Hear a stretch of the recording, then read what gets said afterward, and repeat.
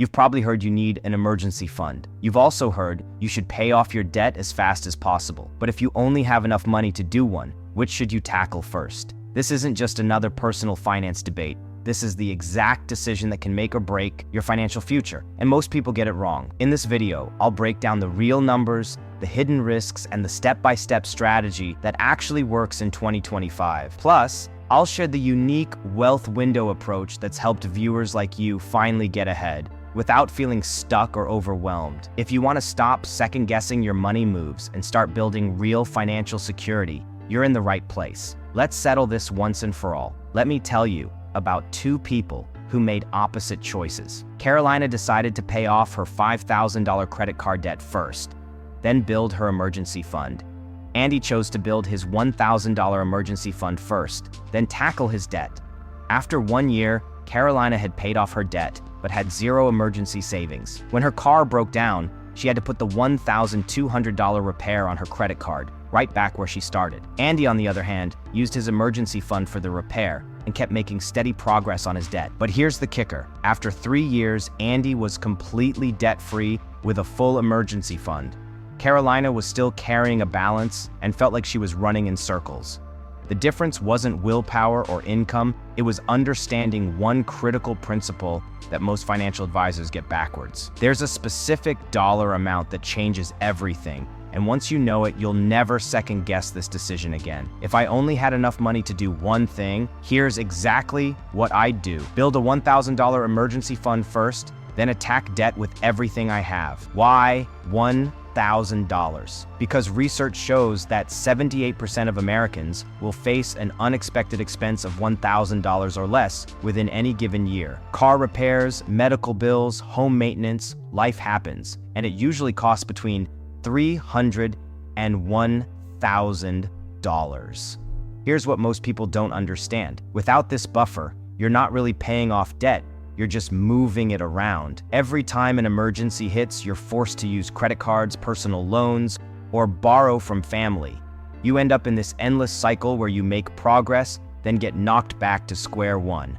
Think of your $1,000 emergency fund as a financial firewall. It's not there to make you rich. It's there to keep you from going backwards every time life throws you a curveball. But there's one exception to this rule that could save you thousands of dollars, and it all comes down to a simple math equation that most people never calculate. Here's when you should pay off debt first. If you have high interest debt above 20% APR, tackle that before building your emergency fund. Why 20%? Because that's where the math becomes undeniable. If you're paying 24% interest on a credit card, every dollar you put toward that debt saves you 24 cents per year. But money in a high-yield savings account only earns about 4 to 5%. Let's say you have $1,000 to allocate. Put it toward a 24% credit card, and you save $240 in interest annually.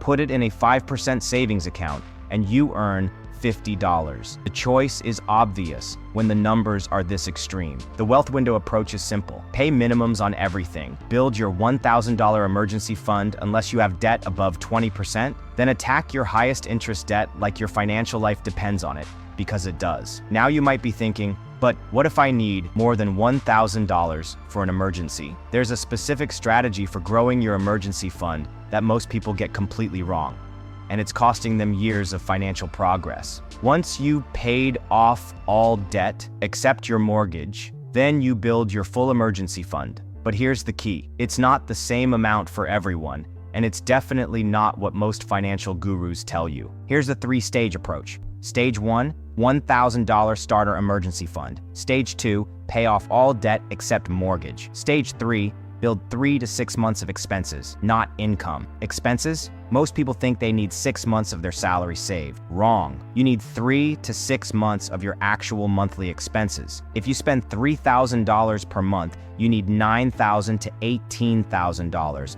not 6 months of your $60,000 salary. Here's why this matters. If you lose your job, you're not going to maintain the same lifestyle. You'll cut the gym membership, cancel subscriptions, eat out less. So base your emergency fund on what you actually need to survive, not what you currently spend when times are good. And here's something most people miss. Your emergency fund size should reflect your job stability. If you're a teacher with tenure, 3 months might be enough. If you're a freelancer or work in a volatile industry, lean toward 6 months. But even with the perfect strategy, there's one psychological trap that derails more people than market crashes, job losses, or unexpected expenses combined. And if you don't know how to avoid it, you'll end up like the 64% of Americans who can't cover a $400 emergency. Here's what separates people who succeed from those who stay stuck. They automate everything and remove emotion from the equation. Set up automatic transfers the day after payday. Not when you remember, not when you feel motivated. The day after payday, every single time. Here's the exact system. $50 to $100 per month to your emergency fund until you hit $1,000. Everything else above minimums goes to your highest interest debt. Once debt is gone, redirect that payment to building your full emergency fund. Why automation works. You can't spend money you never see. You can't make emotional decisions about money that's already allocated.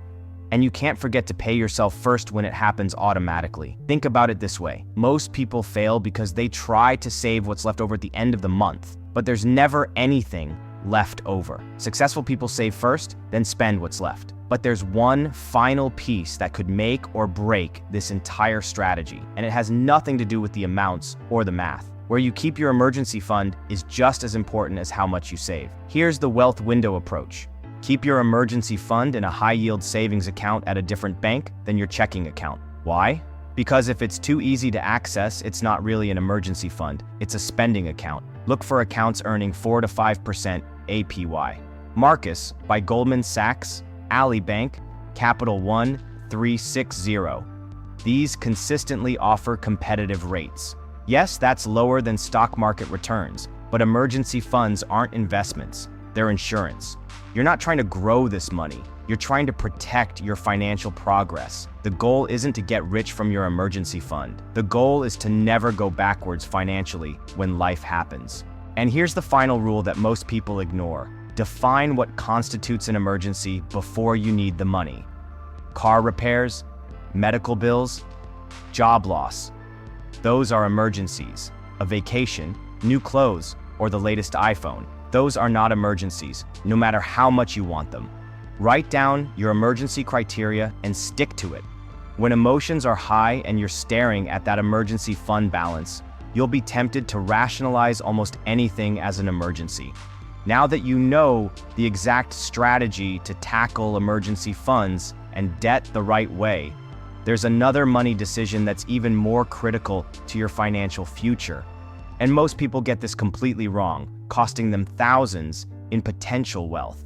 So check out this video where I reveal why most people fail with money and the simple shift that changes everything.